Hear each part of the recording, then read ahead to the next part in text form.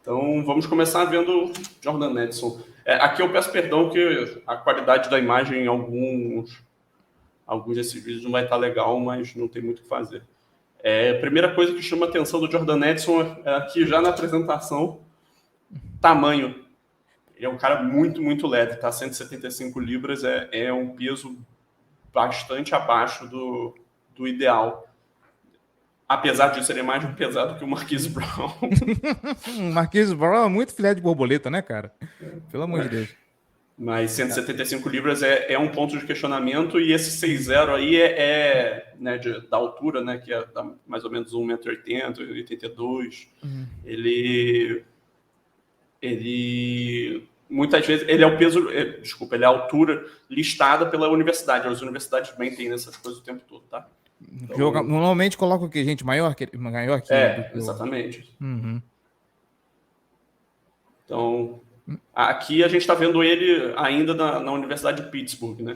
Então, ele era o principal alvo do Kenny Pickett, e eu até escrevi um texto para On The Clock sobre o Kenny Pickett naquela época, e assim, eu acho que ele foi o grande responsável por fazer o Pickett ser selecionado na primeira rodada. Uma coisa que me impressionou no primeiro catch é que parece que ele tem uma capacidade muito grande de quebrar tackles, né? Cara, assim, é um jogador bom depois da recepção. Ele é um cara que, por mais que não seja muito grande, ele é um jogador que, assim, tem uma boa velocidade, mas, assim, também não consegue compensar a falta de tamanho com um atleticismo fora da curva. Existem outros jogadores da classe que conseguem fazer isso. Mas aqui a gente está conseguindo ver, por exemplo, nessa jogada, o Jordan Edson fazendo ótimos ajustes corporais, né? A gente vai ver aqui a rota dele. Essa rota é bonita, hein?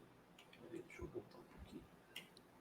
A gente vai ver, ele vai fazer aqui, vender que ele está vindo para cá, ele vai vender que está vindo para o meio. Olha aí o João Gabriel Gelli com a canetinha, rapaz. E vai seguir para uma rota para o fundo do campo. Então, assim, a forma dele de vender essa rota em profundidade, né? Então, a gente vai ver aqui de novo. Aqui. Aí ele vai botar esse pé no chão, no gramado, e vai explodir em direção ao fundo do campo. Né? Nisso ele já ganha em profundidade. O quarterback não está dando para ver ele na imagem aqui, né? Mas ele certamente nesse momento já está enxergando e já está pensando em fazer o passe. O passe não é muito bom, obviamente nessa imagem aqui não dá para ver porra nenhuma. Mas ele faz um bom trabalho de ajuste corporal aí, também travando no meio da rota. Então, assim, é um cara que dá para ver que, apesar de não ser dos maiores, ele consegue fazer essas recepções contestadas, né, em situações que ele está recebendo pressão do defensor em cima dele. Aí, um bom exemplo de mãos em rota intermediária. Mais um exemplo de boas mãos, ganhando em rota curta no Midland. É um cara que o principal destaque do jogo do Jordan Edson é a capacidade de gerar separação, é a capacidade de correr rotas de qualidade. Assim, não existe nenhuma dúvida quanto a isso. Ele é um atleta bom, mas nada demais. Não é um cara que é super explosivo, não é super veloz, mas é um cara que é competente em todos esses aspectos. As mãos deles têm alguns problemas de vez em quando, tá? Por exemplo, quando foi o ano? Em 2020 ele teve problemas com drop bastante. E no total, na carreira dele, ele teve uma taxa de 9,5% de drops, né, na carreira universitária, que é um número bem alto. Né? O ideal é estar por volta de 6%. Na verdade, o ideal é ser zero, né? Mas... então, né? Agora, no mundo real seria quanto? Ser uns 6% tá bom. O problema é que quando a gente fala de mãos não confiáveis no Baltimore Ravens, eu já imagino quem está aí no chat pensando, esse cara vai vir, se vier para Baltimore, será uma mão de alface. Né? Não porque o cara seja ruim, mas é porque o Baltimore tem certos azares com essas coisas, né? O cara é mão de alface. A gente vai ver, o que mais a gente vai ver é o cara dropando, né? Mas daí no vídeo até agora, né, a gente já viu várias situações em que ele faz a jogada mesmo recebendo contato, né, de algum defensor. Baita uniforme horroroso do adversário. Eu gosto dessas observações assim, baita uniforme horroroso. Tem uma coisa que eu queria comentar, Gelli, que você falou a respeito do... Quer que eu pause o vídeo? Não precisa pausar, não. Tá. É um detalhe que você comentou a respeito de ele ser um cara muito competente em tudo que ele faz, mas ele não ter nada fora da curva. E por ele ser um cara leve, quando se fala em caras leves, o que se imagina? Esse cara é rápido, esse cara é veloz. Ele compensa a falta de peso dele com atleticismo. Esse cara vai voar em campo. Quando o De Costa assumiu o posto de General Manager, eu lembro muito dele falar que ele queria um ataque vertical, que ele queria um ataque rápido. Tanto por isso é que ele draftou Marquise Brown, né? Imaginando que ele venha para o Baltimore Ravens, você acha que ele consegue contribuir tanto com o atleticismo assim, levando em conta o elenco que a gente tem nesse momento? Cara, sendo bem sincero, atleticismo não é o que define o Jordan Edson.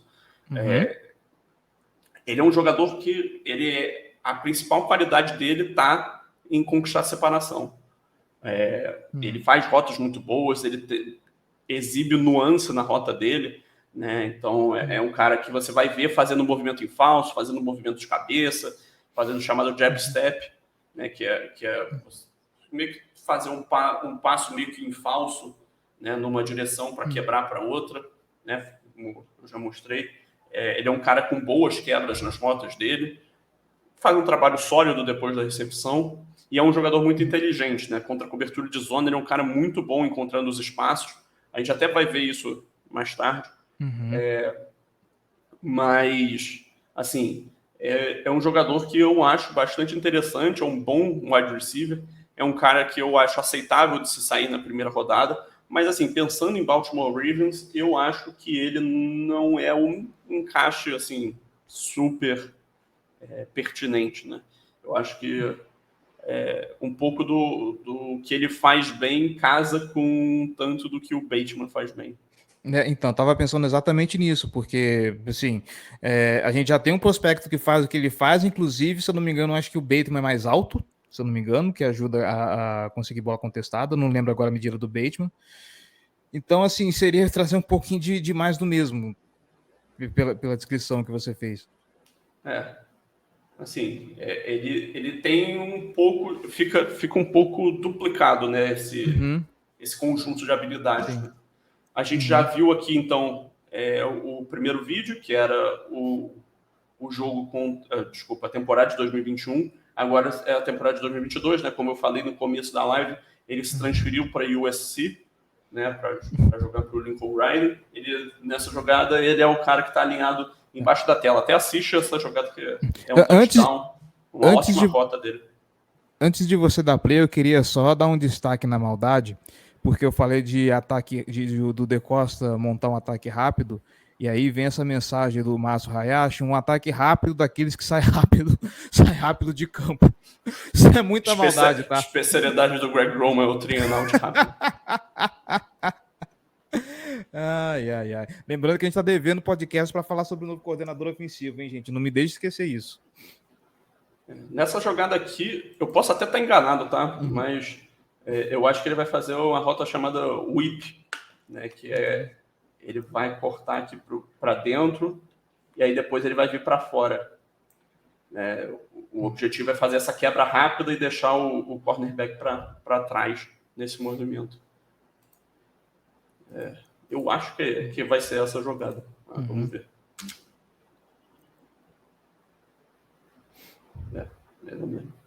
E aí olha a separação que ele consegue gerar. Vou até voltar para o começo. Aproveitar o começo do vídeo. Vamos ver. O trabalho de pés.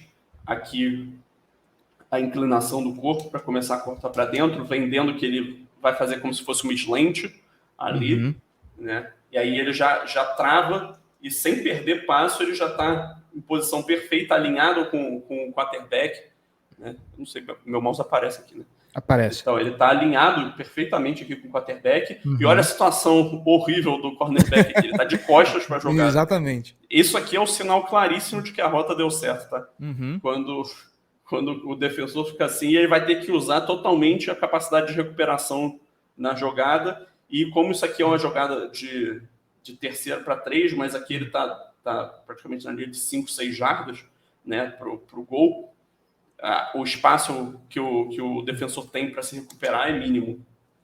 Então ele consegue o touchdown aqui numa boa. O tempo para ele se reposicionar para poder marcar o wide receiver, até aí o cara já foi, né? Exatamente, o cara já vai ter uma vantagem considerável. Aqui, esse aí, touchdown, honestamente, isso aí tá num vídeo de highlight, é meio... Vamos reclamar. É só porque foi um touchdown. Quero meu dinheiro de volta do Just Bombs. Esse vídeo não é do Just Bombs. Ah, não? Ah, tá. Então, não, tá explicado. Esse é outro vídeo. Então, em USC, você vai ver, ele vai fazer muito mais screens, né? São jogadas que são... o passe vem atrás da linha de scrimmage, o wide receiver vai ter um monte de bloqueios montados para ele conquistar as jardas depois da recepção. É um bom equilíbrio para depois do contato, né, para conseguir converter isso num touchdown. A gente tinha falado, eu tinha perguntado do Bateman, o Bateman é 6'2", 210 libras.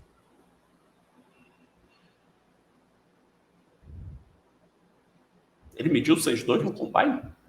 Eu lembrava de ter sido aí, boa pergunta. É o que estão me falando, é o que o Isleiro falou aqui no chat.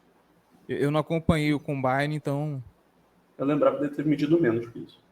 Honestamente, não lembro de cabeça. Mas... é muito menos. Mas, assim, sim, 6'2" de altura. Boa concentração aí para fazer essa recepção. Você ia falar alguma coisa? Não, era só comentar o que o Isleiro tinha falado aqui. Mas, assim,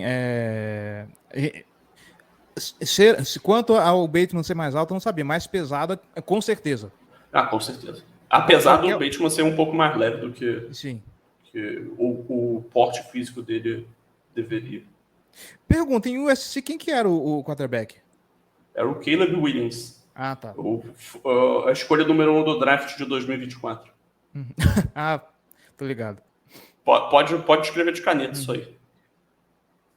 Ele só não vai ser a primeira escolha do draft de 2024 se machucar nessa temporada. Vai virar corte, hein? Já que é para escrever de caneta, isso vai virar corte, hein? Eu me garanto. Olha! Caleb Williams, ganhador do Heisman desse ano, jogou muito como freshman com o Lincoln Riley em Oklahoma, em 2021. Sim. Se transferiu para a USC junto com o Lincoln Riley em 2022, ganhou o Heisman agora, né, como sophomore. Ano que vem vai ter o ano dele de junho e vai poder se declarar para o draft. Primeira escolha de draft do Washington Commanders, né, de 2024. Não, o Commanders não é tão ruim assim.